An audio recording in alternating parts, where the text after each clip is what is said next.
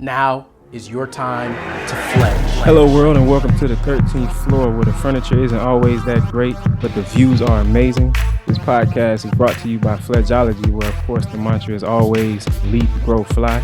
I'm your host B Jones and I'm here with Carol and DJ Barry B Fresh. What's happening, fellas? What's going on? What's going on? What's happening? We good, man. We good. We definitely want to thank all the listeners that are tuned in with us today and remind you that you can always follow us on all our social media sites.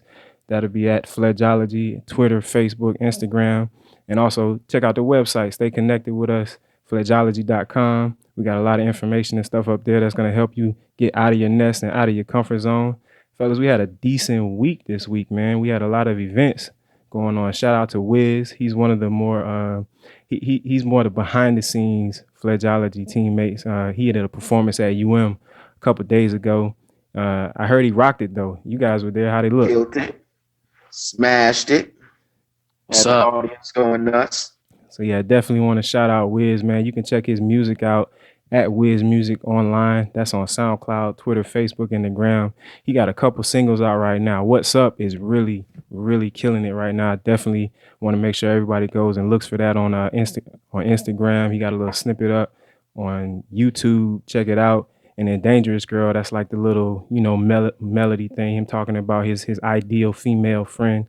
But good music all around. So definitely shout out to Wiz. Check him out at Wiz Music Online.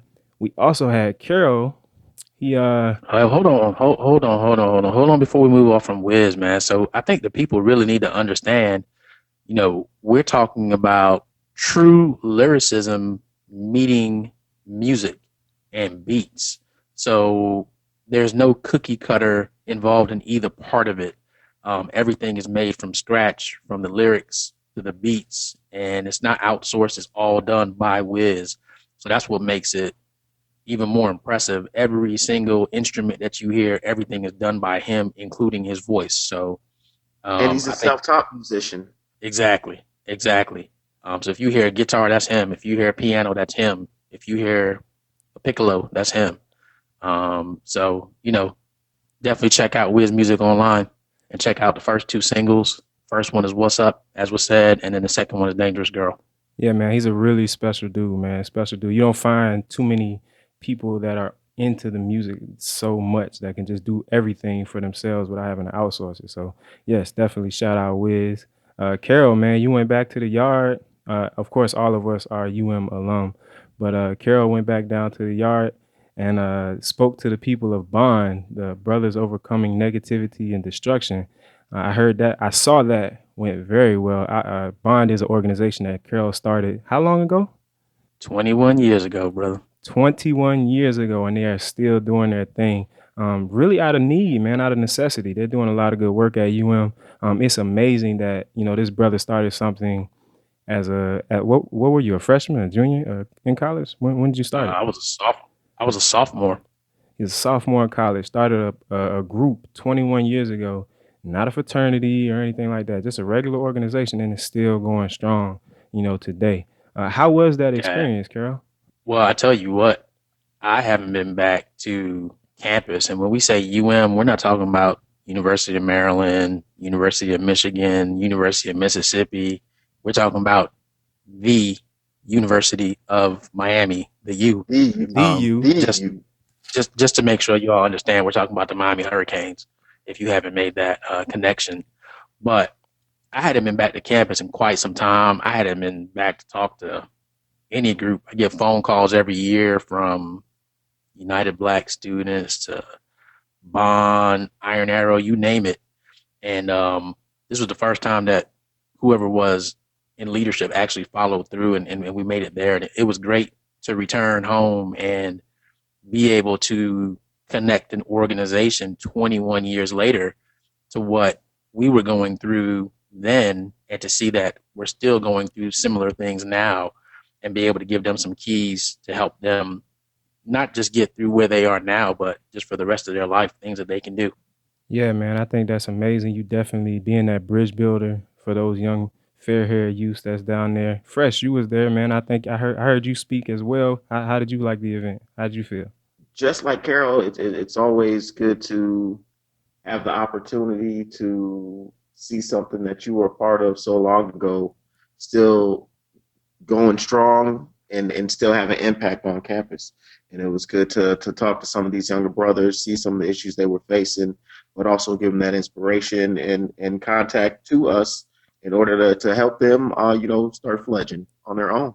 Was it a certain type of like nostalgic effect for y'all? Like, 'cause I mean, y'all really created, the group. So to go down there and see it, like, I mean, for me, like, if it was me, I would be like really taken aback that these brothers are still down there doing that type of work for the campus because it's kind of hard not to take those little things for granted because I mean it was probably nothing for y'all to go down there and start this organization, especially at the times 21 years ago.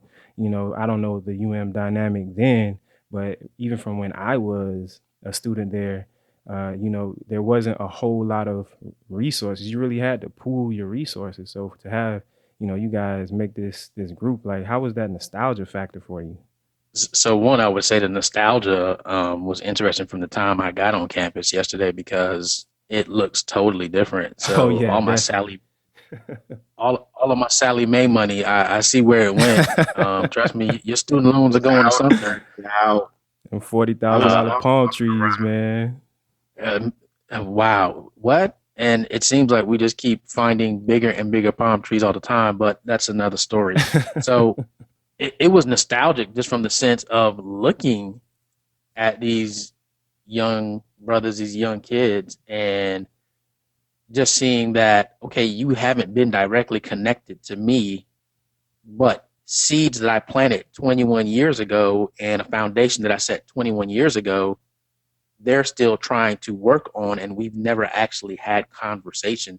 So it was nostalgic from the standpoint of, okay, they're at the mindset of where they realize that there is a need for the organization, and that's why it still exists 21 years later. So just seeing them at the point that they're at and knowing that, hey, if I had somebody like myself that would have spoken to me when I was their age, where would I be at now? We Man. really only had each other to rely on. We didn't have very many people coming back and talking to us and giving us, hey, this is how you avoid this, or these are some things that you'll face while in your time here. And then even once you graduate from this university, these are things that you will find on the outside that are waiting for you. So it was nostalgic from that standpoint, but I tell you, man, it felt really good to be there and see that the organization is still going strong and that they are trying to find ways. How can we impact not just ourselves, but how can we help the community? How can we get out there and show people that an organization like this exists? We exist as Black males on a college university, and we want to make sure people know that we're here. So that felt really good. That was really satisfying. It almost kind of closed the loop for me. Um, just knowing that, hey, I started this, it's still going, and they're doing it for the right reasons. Yeah, man, cool, man. That's definitely great. If this is your first time listening to us, man, I definitely want to invite you or recommend that you go back and listen to our first show where we outline pledgeology. We define it, what it is, what we're here to do. And then we break down a lot of little things that, we're going to get into further down the line. But today, as we mentioned last show, we're going to get into breaking down the leap, the grow, and the fly. We're going to start with the leap this week. And even that bond, I guess speaking at the bond meeting, that's a perfect example of those brothers, trying to get out of their comfort zone and leap into whatever they're trying to do to impact the university as well as their surrounding community. Also, this is the first time we've actually been able to record since, our new president elect, made it in. So we definitely want to talk about that a little bit, because now that we have, Donald Trump as the next US president, we getting a lot of people who are uncertain or scared about what life is going to bring them. And I feel that it's very important now that you take advantage of this timing because so many things have come, so many great things have come out of people being put in pressure situations. And I definitely feel like that's where we're headed. Hopefully, Donald Trump, leads this country to the promised land. But in the case that he doesn't, we got to take advantage of this timing, the pressure that may be put on us. So if you, looking to do certain things or start certain businesses or just reach some goal, this is the perfect time to do it. And this is the perfect time to take advantage of your resources, because it may not be the case anymore where there's a lot of handouts given. You're definitely going to have to start creating for your own. And that's not a bad thing. Like I said, so many great things have come out of people being put in these type of pressure situations. So take advantage of it, embrace that, so we can take advantage of this timing. I'm gonna throw I it to think Fresh first though, because I want to know how y'all feel about, this being the time for people to leave. I definitely am in 100% agreement. Everyone seems to be very uncertain of what's going to happen in the future, but I think certainly lies with what you can control. And so being able to go ahead and understand that even though he is our president elect, we still have to move forward. And you still have to be moving with your eyes open and putting yourself in a position that is still going to allow you to ultimately feed your family, support the people that you need to, and still live that good life. Right, exactly, man. You can't just sit on your hands or just be like, oh, slump. I can't. We're sitting in fear. Right, you can't sit in fear. Like that's no way to live, and that's not gonna be the life that you want to live ultimately. Carol, how you feel about it? so. I have a totally different approach to voting and the president and leaders in general. I don't go to the polls to vote for somebody to lead me because I vote for myself every day to lead myself and where I'm going. I vote for the general masses that have not figured out how do I lead myself? What am I doing with myself? Those people need a general leader.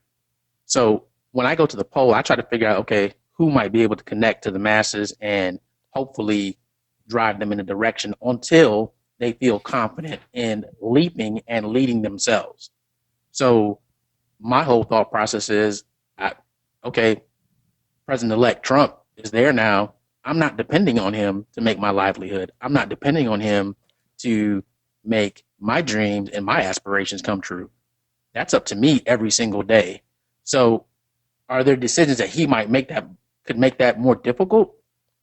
Sure.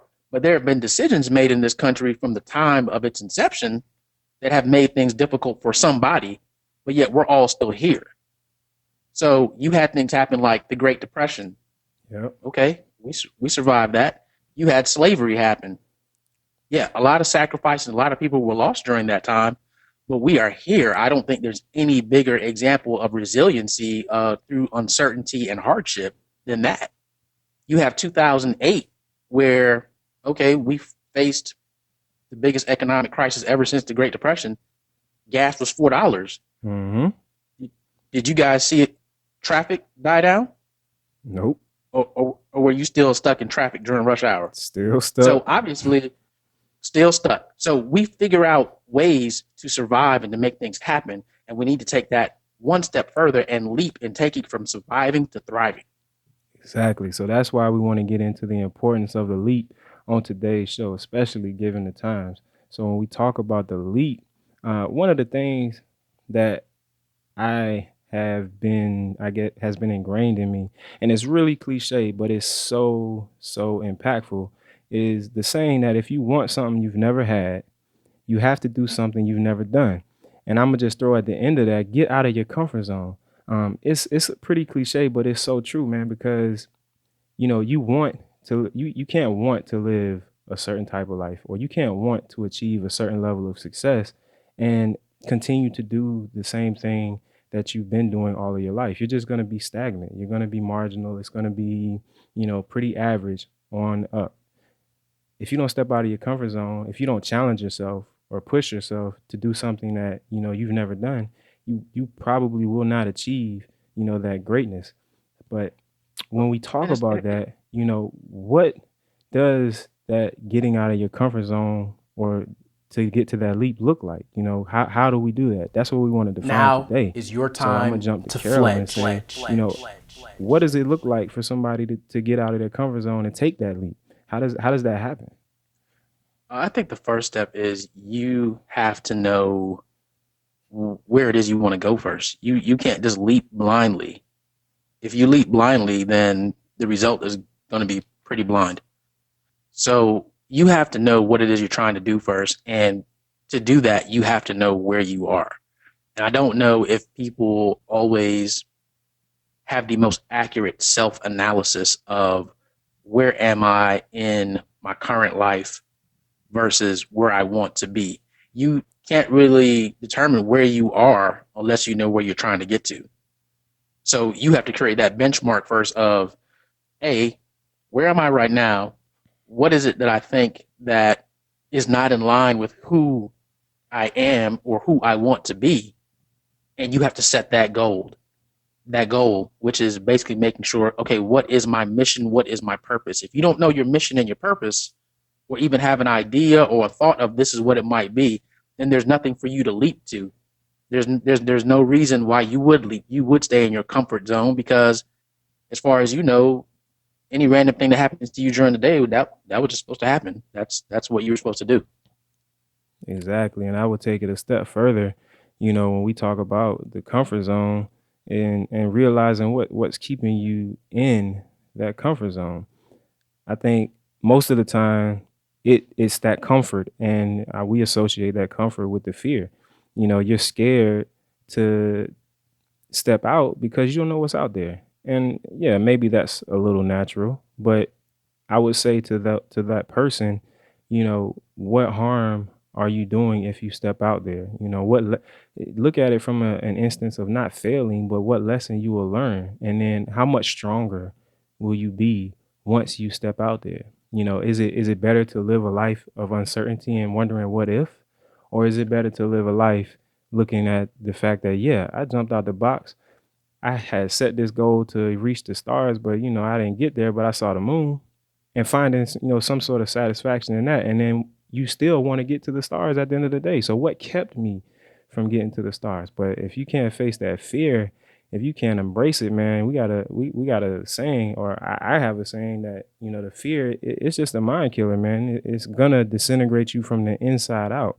If you don't face it and control it, then you won't be able to get out there. So realize what's keeping you in that your comfort zone, man. And the great thing about being here on the 13th floor is that we're committed to that purpose of flagology, of exposing you to the potential of your dreams through the presence of that fear to find the fulfillment of an extraordinary life. So embrace the fear, embrace what's coming at you in these quote unquote uncertain times, because that's what's going to get you to the next level. That's what's going to get you to that level up. So, And Ian, go ahead. hold on. So you talk about the fear, and I don't know if people really understand.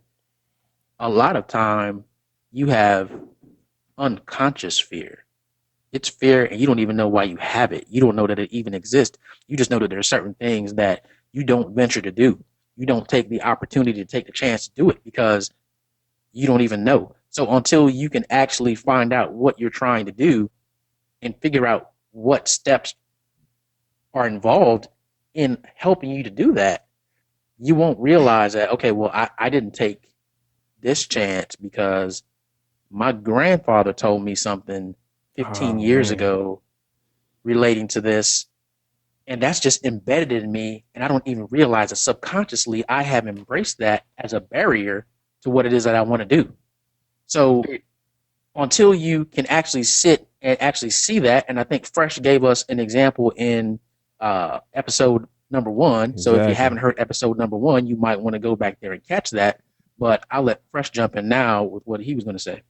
Well, I was going to say that fear manifests itself in many different forms, and it can also be something as simple as settling, being comfortable in that job, and not really taking the time to say, hey, I really enjoy sewing, and even though I'm an accountant and I'm really not enjoying my day to day, I really have a passion for sewing. I'm really gifted at it. I want to go ahead and take a chance. Maybe I could start a clothing line. It doesn't have to be something as extreme as quitting your accounting job, but taking those steps and settling and being comfortable with, what though, this is where I am. I have, I'm making a paycheck and I'm able to, provide, but I'm not happy. That settling there is slowly causing your demise.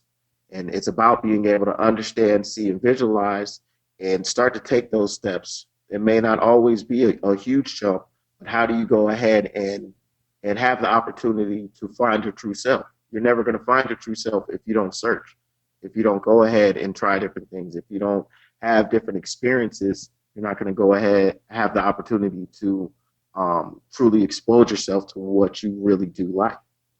Right. And what I would say to our listeners is you have three dudes right here. You know, they work regular 9 to 5s. I think Fresh is more of an entrepreneur. He don't have a regular set schedule, but that's just him being him.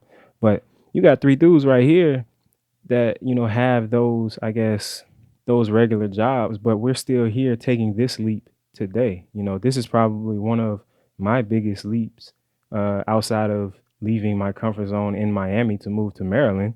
But this podcast is something that, you know, I leap for or leap every day. So just because you maybe have a job or something else that requires a certain amount of your time for, you know, specific reasons, it doesn't mean that you can't devote the time to getting to your best self. It doesn't mean that you can't devote the time to developing your gift and utilizing it for the betterment of the world. That's what we're doing right here today. You know, I'm stepping out of my comfort zone and leaping just being on this podcast. So it can be done. You just have to set your mind up and really want to get out there and do it. When we talk about the nest and the comfort zone, there's a lot of things that tend to keep people in it. We hit on the jobs situation and, you know, yeah, I have to work this job because I have to make a certain amount of money to be able to feed my family and feed my kids, you know.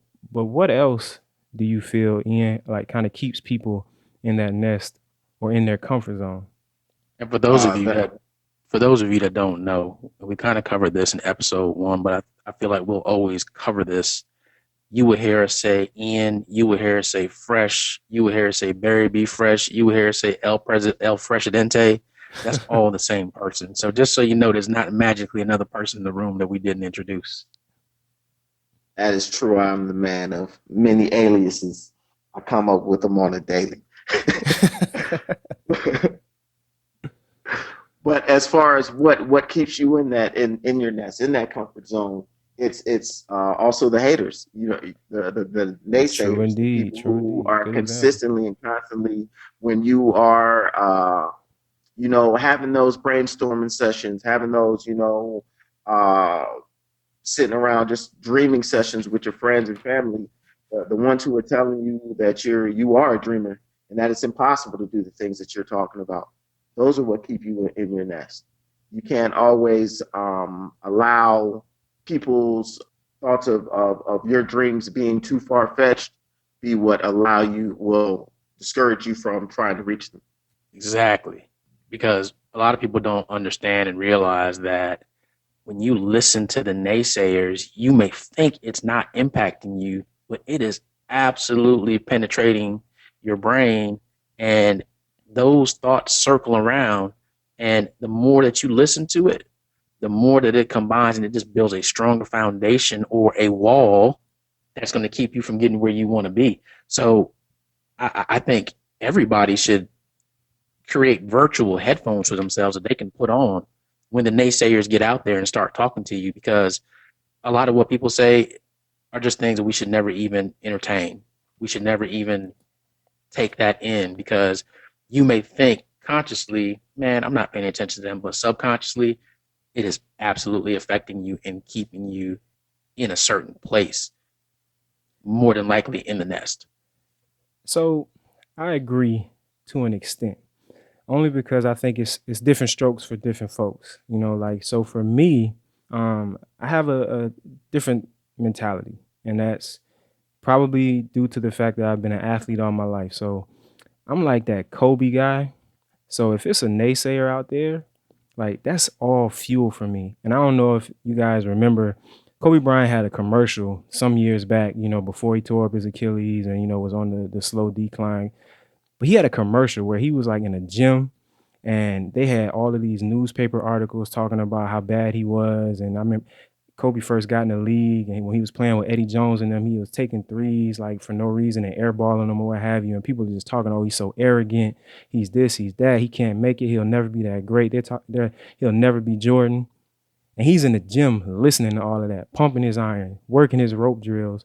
And all of that is fueling his fire for him to turn around and become one of the greatest basketball players that have ever played, to be in the same conversation with Michael Jordan and Wilt Chamberlain and all of those greats. So for me, I don't necessarily, block out the haters, because when it's like that fuels me. I like for people to tell me, oh, it's something I can't do. Nobody told me that, I wouldn't be able to get up here and speak the way that I'm speaking, but it ain't really, it's never been something that I would think that I would do. But when I was running hurdles and people telling me, I got competition, and, it's a dude from another team like, oh, you'll never beat me, in this 110 hurdle race. Oh, okay. Don't believe me, just watch. I'm finna get out here and dust you. And that's what I do. And if I did lose and they come back talking, this and that, when I get back to practice and I'm in the practice with my coaches and everything, all of that is playing in my head. And even my coaches, they in my head saying, oh, you false started. Oh, you let such and such beat you to the first hurdle. Oh, you lost your form over that sixth hurdle. All of that stuff is in my head and it's constantly playing. And I'm just using that as fuel, light the fire, light the fire. And then so when I get on that line, at that district meeting or that district meet or that state meet, and I'm playing all this before that gun go off, and it's like, pow, that's going to get me through to the finish line. So I think it's different strokes for different folks, man. You got to really realize, what's going to 100%. motivate you. And you 100%. also got to realize what's around you, because you definitely, negativity only breeds more negativity. I will say that. So if those people are in your inner circle that are the naysayers, then they're probably not the best people to be around. But But you people, know what? Part of- Go ahead, Fresh. I was going to say that's part of the journey, though, is the self-discovery, is understanding how are you affected by the naysayers or by different situations, and starting to identify and know how you can set yourself up for success and be able to discourage the things that you are not going to put you on the right path. Some people are motivated by people telling them that they can't do this. I too am somebody who, when somebody tells me there's no way you can do that, I'm the first person trying to make sure, oh, well, let me, don't believe it, just watch. Just as Jones said, it's not something that is for everybody, though, and it's about figuring out yourself. How am I motivated? What gets me excited, and what gets me passionate? definitely. So Go ahead, what Kurt. I was think going to you say about to was, jump in. Yeah. what I was going to say was is that the things that you guys are talking about are part of the grow phase, because you have to leap first without potentially the people that you think are your supporters. And then you then learn what you can do with their energy through growth, whether that be negative energy, positive energy. Everybody doesn't know how to do energy conversion, but we'll Very save true. that for when we get to the grow phase. But that is a skill. You learn that. So you may not necessarily have that when you first leap, but we definitely want to make sure that you can get to that point. Fair enough. We definitely did jump out the box a little bit, but like you said, we're gonna say that for the grow version. Back to the leap though. I think another thing that people gonna have to realize before they leap is the necessity for sacrifice. Carol kind of hit on it a little bit earlier, kind of surfaced a little bit, but that leading yourself to the leap. What are you gonna have to sacrifice to do that? What's it gonna take for you to lead yourself so that you're able to lead those around you? You're gonna have to give up some things, man. Is it, time? Is it sleep? Is it certain people that are around you? But the sacrifices that you're gonna have to make in order to get on the ledge to leap, that's very important, and very important for you to realize. Fresh, how do you so what have you had to sacrifice, I should say, when it came to your leap? Oh, all of the above. I mean, you sacrifice friendships, you sacrifice family, you sacrifice monetary gains, you sacrifice all types of stuff. But it's in your sacrifice, you get better focus, and that's really what it's about. Is how important is it are things like sleep? How important is not having as much money as you would like now, but knowing you will have more money than you really need in the future. And Definitely, man. I so think one of the biggest things for me, is like, you got to sacrifice the time and the sleep or what have you. And it's a necessary evil, like if you work in a job or what have you, you can't, it would not be in your best interest to use the company time to, work on whatever it is you got going on outside. And then if you like, us where you have families and everything, my daughter requires a certain amount of time, my son requires a certain amount of time. Heck, my lady requires a certain amount of time. So fitting all of that in there and being able to sacrifice some of your time that you might, or my time that I would put towards sleep or binge watching a Netflix show or something to put together, the outline for a podcast or put together a business plan for a side business that I'm trying to create. That's all stuff that you got to see the bigger picture and understand. Like, yeah, I'm gonna be a little tired tomorrow. Excuse me, but hey, man, I'm gonna grab me a monster so I can, make it through the day and get to what I need to get to because this is what's important and this is what I really really want to do. If you really really want to do something, man, that sacrifice is gonna be nothing. Man, I could go back to when I was in college, and when it was like, because when I was with the brush, Root to the Q's, we just celebrated 105 years in the frat, by the way. Um, but when I was in college and, I had to sacrifice a lot of time and sleep when we were doing, different programs, or if I had to go, run some community service event in North Miami or South Miami or West Miami, it don't matter. We were all over the place. And I'm still balancing that with being a student athlete, running the organization on other organizations on campus. So when you're doing these things that you want to do, the sacrifices just don't seem like sacrifices. It's almost fun. So when we I would go will. out at night, we stay out till 2, 3, 4 o'clock in the morning, but we got to get up at 6:30 to make it to the A's walk in Miami at the stadium. It's nothing because we know we're out there and we're gonna impact somebody that day. And then we'll get back to the crib and probably fall asleep for the rest of the day. But we made sure that we were doing what we needed to do to make our presence felt in the community. So when you looking at these sacrifices, and looking at it in a sense of what it is that you're trying to do, it really might not be that bad, especially when you know What that you're I putting in time for something that you want to do. Go ahead, Fresh. what I what I always try to relate it to is everybody has well I don't know if everybody I'm not going to put everybody in this situation, but if you've ever been on a vacation or taken a trip and you had your trip money and what you were going to do and during the trip instead of going and eating that meal or going on the excursion or doing whatever, you decided to save a couple extra dollars or wait for the next day or this, but at the end of the trip, you didn't get to do everything that you wanted, or you didn't, spend all the money you could have. You didn't have the full experience that you could have. And you start to have that kind of feeling of it's a wasted trip. It's the same thing with your life. If you're not going ahead and in a sense living it to the max and having the foresight to go ahead and capitalize on opportunities and really take those new experiences, you're not really living. Living versus Exactly. existing. Exactly. Exactly.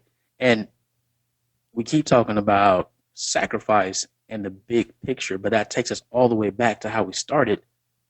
If you know what your end game is, if you know what you are ultimately trying to achieve, those things don't really seem like sacrifices. They're Right. all things that are necessary for you to get to what it is you are trying to accomplish. The cool thing about an eagle is that an eagle can see its prey from up to a mile and a half away. What type of tunnel vision and laser focus do you have to be able to do that? Oh Hey, I won't be man. able to eat. If I can't go get that food, I can't feed my fledglings that are in the nest, and we're gonna die off. Exactly.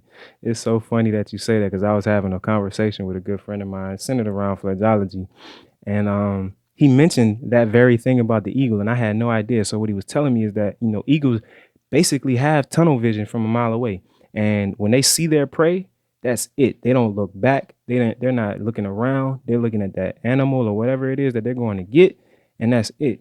So if and it's crazy because we use the eagle as our slogan or our logo, and I was just like crazy because it all makes sense.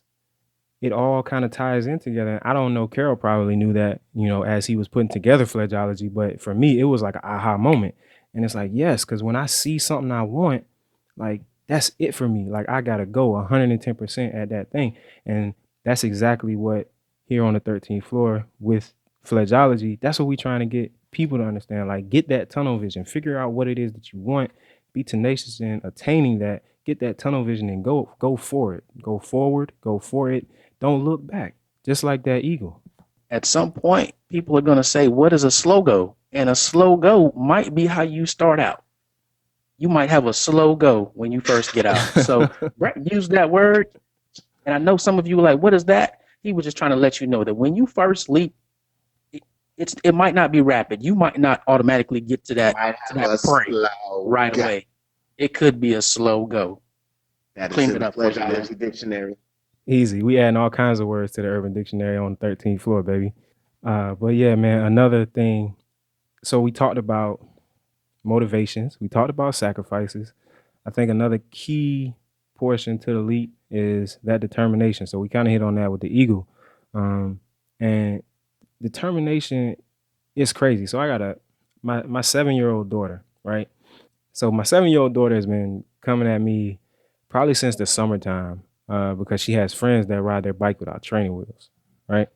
So she's been coming to me since then, and like, oh, I want to learn how to ride my bike without training wheels. So at first it was like, we got to get you some knee pads, elbow pads, and stuff, so we can go ahead and make that happen. Obviously, as busy parents, and her being a glittery gold child, so if it's glittery, I want to go to that thing. It kind of fell by the wayside a little bit. But she came to me one day. I think I picked her up from school early, and she's like, "Daddy, can we go outside and start riding the bike without the training wheels?" I'm like, you know what? Let's go do it. So she's hyped. She's ready to go. I'm having her unscrew the training wheels and everything. She's like, yes, I'm gonna get my helmet. We go outside. And then as soon as we step outside, she's like, oh man, I'm nervous. I'm scared. And we hit on that a little bit earlier, how natural is that occurrence, that as soon as you step out of what was comfortable, all of these emotions hit you. So they hit her. And it's crazy. But after she mentioned that, like, You initially planted the seed that helped her get to that nervousness and fear, because when she first talked about riding her bike without training wheels, the first thing that you jumped to was, okay, we got to go get you some knee pads and we got to get you some elbow pads. So automatically, you don't know it. You're just trying to be a protective parent, but you're now building up that seed of fear in her mind because she's like, well, wait a minute. Why do we have to go get this extra stuff? What's going to happen? I didn't have knee pads and elbow pads before. Why do I have to get them now? So her mind is now going, what's going to happen? Am I going to fall? Am I going to lose skin? What's going to happen? So that unknown that we've now created just out of being a parent, we always have to be mindful of how that shapes and molds what our children are doing. right. And I wasn't even thinking about that. So when she comes up with the nervousness and everything, and that's just a natural occurrence, the first thing I do is, I talk to her. I gave her some words of encouragement. I'm telling her like, Nia, you can do this. This is what you've been wanting to do for a while. So don't worry about it. Like, this is your first time riding a bike. I'm right here. I'm gonna catch you. If you fall, it's no big deal. We're gonna get right back up and we're gonna do it again. 30 seconds goes by, boom. She's out there riding a bike. And she did a heck of a lot better than I thought she was gonna do because, my daughter, I love her to death, but she's a little bit on the clumsy side at 7 years old.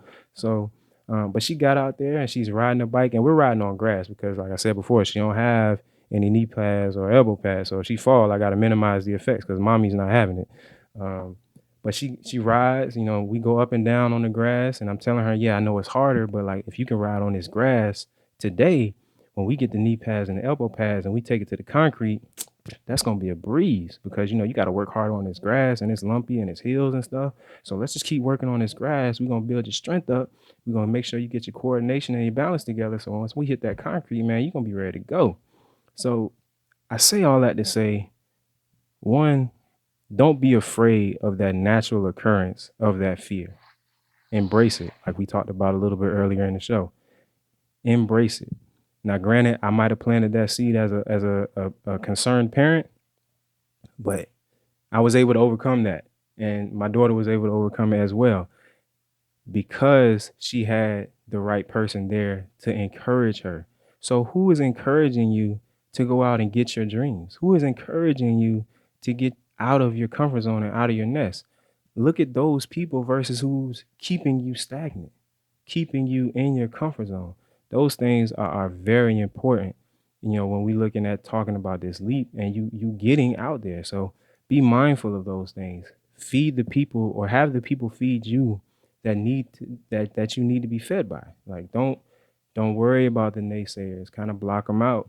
Use them as motivation if you can, but understand that all of these things are having a direct impact on you living that purpose-driven life or being your best self. Absolutely. And it goes back to when we were talking about the presidential election. You can sit back and unconsciously vote for somebody to lead you where you can lead yourself. And in most cases, when you first start out, you are going to have to do that without feeling supported. So your friends might not agree with what you want to do. And for sure, your parents might not agree with what you're going to do because what your leap is may not line up with what their leap was. And because of the time difference, age difference, they don't realize that things are different. And this point, you don't have to start where they started. You're probably a little bit ahead of where they were when they were your age. And your thought process, you've benefited from watching and learning from them. So you're going to have to leap out there by yourself at times, and it's fine. Once you leap, I guarantee you will find other people that have leapt and they are out there, and you will get support from them because they're going to understand at what point of your life you're in, and they're also going to understand some of the things that you're going through because they're going through it as well. Exactly. So when we look at, what we talked about today, I think one of the biggest takeaways that you got to have, what you got to realize first is that you can't fly if you don't leap. There's never going to be you getting, to that promotion, or there's never going to be you starting that business, or there's never going to be you getting to that purpose-driven life or being your best self if you don't leap, if you don't take that chance. And then after you take that chance, you got to realize that you're going to have to sacrifice some things to lead yourself. But it's okay. And go ahead. It is okay. And what most people need to understand is that you don't have to leap out of the nest initially. You can leap on the edge of the nest, just trying to build up your wings and your confidence. That is what a fledgling does before they actually leap out of the nest. And when they do it, the first time that they actually leap out of the nest, they don't fly miles away. Not at all. They fly within sight of the nest so that just in case I wasn't ready, I can come back and land safely. So don't go out there and just quit your job tomorrow because you heard this podcast. Please don't. And said, I leaped. And look what happened. Can you guys send me some money? Because we're probably not going to do that. Yeah, we ain't got it. We ain't got it. I'm telling you straight up. Once you figure out what it is that you are ultimately here for, what is your mission and your purpose, and you start working towards that, you can take baby steps at getting to it. You don't automatically just have to say, you know what, I'm done. I listen to Fledgeology podcast. I'm out. Don't do that. practice, Practice. practice. Exactly. There's nothing wrong. Strengthen your wings before you just jump out there and you're not ready. Because you can't go from totally dependent and have all these things in your nest, excuses, things that society have programmed you with, and all of a sudden you're just free. You're just free from all of that, and you're achieving your best self in a shorter period of time. Now, don't get me wrong, it can happen. There are some of you out there that are ready for that, but everybody's not built that way. So, going back to the benchmarks of you got to figure out exactly where you're at, and you got to figure out where you want to go. Where you're at will tell you how soon it is you can leap and go a distance from the nest. So when you get into that leading yourself through the leap, Carol already hit know where you are now, so you know where you want to go. Identify what's keeping you in your comfort zone. Identify those fears, identify those individuals, identify your surroundings that are all contributing to you not taking, those fledgling steps up onto the ledge so that you can leap and possibly fly and then come back to the nest, identify those things. And then, we'll get into in the grow phase, what motivates you. Utilize that to your advantage and understanding that energy convergence. So I think we talked about a lot of things today. I tried to sum it up for you just now so that you have those key takeaways once you leave us today, so that you can start fledging. You can get up on that ledge and take that little leap. Embrace that fear. Fresh, you got anything you want to say to the people before we get out of here? Be ready to take that leap. Start prepping yourself.